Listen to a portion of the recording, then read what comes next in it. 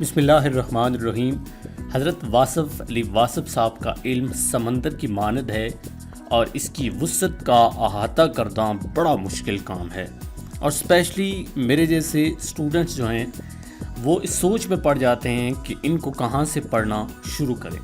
لیکن سب سے بڑا مسئلہ آج کل کا یہ ہے کہ انسان کے پاس وقت کی شدید کمی ہے، اور اس مسئلے کو مد نظر رکھتے ہوئے ان کی ایک کتاب ہے جس کا نام ہے بات سے بات تک۔ اس میں صرف اور صرف کوٹس جو ہیں واصف علی واصف صاحب کے لکھے ہوئے ہیں، ان کے جو فرمان ہیں وہ لکھے ہوئے ہیں۔ تو یہاں سے میں نے 11 جو ہیں کچھ اہم کوٹس جو ہیں وہاں سے پک کی ہیں، اور میں نے کہا کہ یہ 11 کوٹس آپ تک شیئر کروں تاکہ آپ کی زندگی اس سے بہتر ہو، اور میرے لیے بھی ڈیفینیٹلی یہ ایز اے اسٹوڈنٹ کافی ہیلپ فل ہیں۔ میں کوشش کروں گا کہ جو کوٹ میں آپ کے سامنے بیان کروں ون لائنر کے طور پر، ایک لائن میں اس کا مفہوم بھی آپ کے سامنے رکھوں تاکہ آپ بھی اس کو اچھے سے سمجھ سکیں۔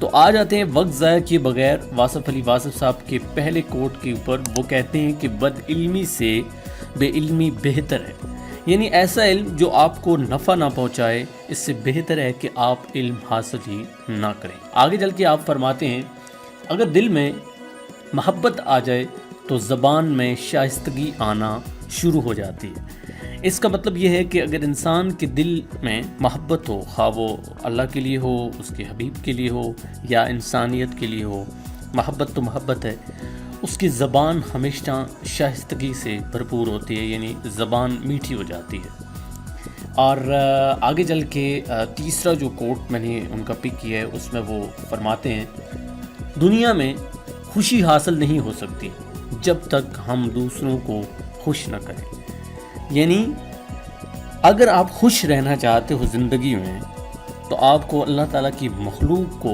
خوش رکھنا پڑے گا، یعنی دوسروں کی خوشی میں آپ کی خوشی موجود ہے۔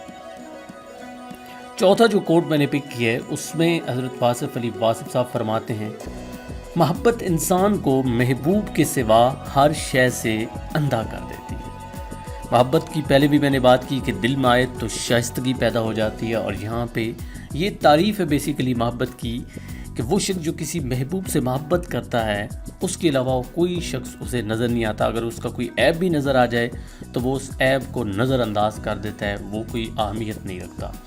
پانچواں کوٹ حضرت واصف علی واصف صاحب اس میں فرماتے ہیں، آپ فرماتے ہیں کہ وہ گناہ جس میں کوئی انسان گواہ نہ ہو اکثر معاف ہو جاتا ہے، یعنی اگر آپ غلطی سے کوئی ایسا گناہ کر دیتے ہو جو اللہ اور آپ کے درمیان ہے، یعنی تیسرے بندے کو معلوم نہیں ہے، تو اکثر ایسا گناہ معاف ہو جاتا ہے، چونکہ اللہ تعالیٰ انسان سے بہت محبت کرتے ہیں۔ چھٹے کوٹ پہ آپ فرماتے ہیں اگر کوئی آپ کو راستہ نہیں دیتا تو آپ اسے راستہ دے دو۔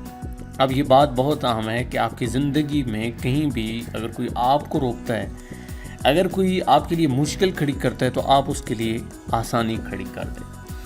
ساتواں جو کوٹ آپ اس میں بڑی زبردست بات کرتے ہیں، آپ کہتے ہیں کہ بڑی منزلوں کا مسافر چھوٹے چھوٹے جھگڑوں میں نہیں پڑتا، یعنی جس نے بہت آگے بڑھنا ہوتا ہے، زندگی کی آخری پیک تک جانا ہوتا ہے، وہاں تک پہنچنا ہوتا ہے، وہ کبھی بھی یہ چھوٹے معمولی جھگڑوں میں پڑھ کے اپنا وقت ضائع نہیں کرتا، اپنا فوکس جو ہے اس کو برقرار رکھتا ہے اور آگے بڑھتا رہتا ہے۔ جس طرح ایک مثال دی جاتی ہے کہ جو کتے ہیں وہ بھونکتے رہتے ہیں، لیکن انسان کو چاہیے کہ وہ آگے بڑھے، ہر بھونکنے والے کو جواب نہ دے۔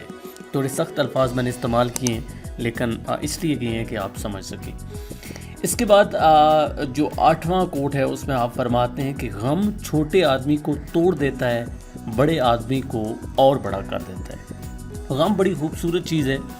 ایک اور جگہ مجھے یاد ہے کہ اس کا مفہوم ہے کوٹ کا کہ آپ فرماتے ہیں کہ جہاں عبادت نہیں پہنچا سکتی وہاں آپ کو غم پہنچاتا ہے۔ 9واں جو کوٹ ہے اس میں آپ فرماتے ہیں سب سلامت تو ہم سلامت۔ یہاں پہ وہ بڑی خوبصورت بات کر رہے ہیں کہ اس دنیا میں جتنے بھی لوگ موجود ہیں ہم ان کے دم سے ہیں، اگر وہ ہیں تو ہم ہیں۔ اگر اس دنیا میں ساری انسانیت یا سارے لوگ ختم ہو جائیں تو ہماری کوئی حیثیت نہیں ہے، ہم بھی مر جائیں گے، اور ایسا مریں گے کہ شاید کبھی ہم نے سوچا بھی نہیں ہوگا، چونکہ ہم لوگوں کے دم سے ہیں۔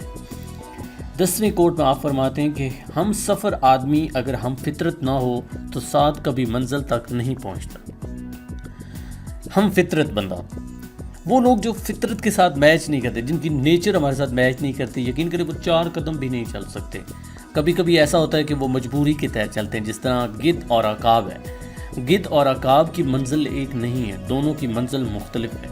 جو عقاب ہے اس کو اڑنا جو ہے وہ پسند ہے، آسمان کی بلندیوں پر جانا اسے اچھا لگتا ہے، لیکن گدھ جو ہے وہ بڑی پرواز اس لیے بڑھتا ہے چونکہ اسے اپنا شکار چاہیے ہوتا ہے، اور اس کا شکار مڑے ہوئے مردہ گھوڑے یا مردہ چیزیں جو بھی ہیں۔ اس لیے ان دونوں کی فطرت میں فرق ہے۔ آپ کی زندگی میں بھی اگر کوئی شخص آتا ہے اور فطرت الگ ہے تو وہ یقیناً آپ کے ساتھ منزل تک نہیں پہنچ سکے گا، اس لیے ساتھی وہ چنیں جو جس کے ساتھ آپ کی فطرت جو ہے وہ میچ کرتی ہو۔ آخری کوٹ 11واں کوٹ، اس میں حضرت واصف علی واصف صاحب فرماتے ہیں، جس نے اپنی زندگی کو قبول کر لیا اس نے خدا کو مان لیا۔ اس کو کہتے ہیں شکر گزاری۔ اگر جو بھی چیز آپ کو گیون ہے، ابھی کرنٹ مومنٹ میں ہے، آپ کے پاس جو کچھ بھی ہے اس پر اللہ تعالیٰ کا آپ شکر ادا کرتے ہو اور کہتے ہو کہ یا اللہ تو نے جو بھی مجھے زندگی میں دیا یا جیسی بھی زندگی کی دی میں الحمدللہ کہتا ہوں، تو اس کا مطلب ہے کہ آپ نے اللہ تعالیٰ کو ایکسیپٹ کر لیا یا اللہ آپ سے راضی ہو گیا۔ امید کرتا ہوں کہ یہ جو 11 کوٹس میں نے آپ کے سامنے 11 فرمان جو حضرت واصف علی واصف صاحب کے تھے میں نے چوز کیے، اور بھی کافی سارے ہیں۔ اگر آپ کو پڑھنا چاہتے ہیں تو آپ ایک بک خرید لیں جس کا نام ہے بات سے بات تک، حضرت واصف علی واصف صاحب کی ایک اسپیشل ایڈیشن ہے۔ اس میں بہت زیادہ جو ہے وہ کوٹ آپ کے لکھے ہوئے ہیں جو آپ نے فرمان فرمائے ہیں۔ آپ کی زندگی اس سے یقیناً بہتر ہوگی اور وقت آپ کا کم لگے گا۔ امید ہے جناب کہ آپ اس ویڈیو کو دوسروں تک شیئر کریں گے اور کمنٹ میں ضرور بتائیں کہ آپ کا فیوریٹ کوٹ کون سا ہے۔